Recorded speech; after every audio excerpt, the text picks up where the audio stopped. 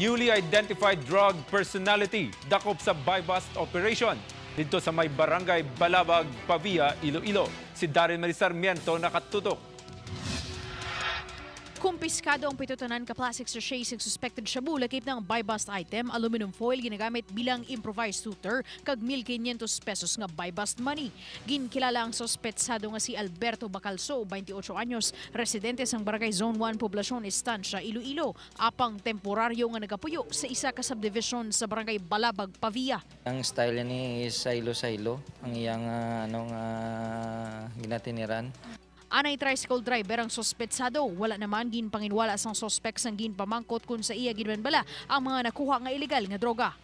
Gamit na ma'am. Ano na, sir? Gamit. Ang sospek ng isa ka newly identified drug personality sa Banwa. Nakatiner siguro dito sa city until such time nga nag-init na siya dito sa city. Nagsaylo di siya. Upod kay Hans Desierto, Darren Marie Sarmiento, One Western Visayas.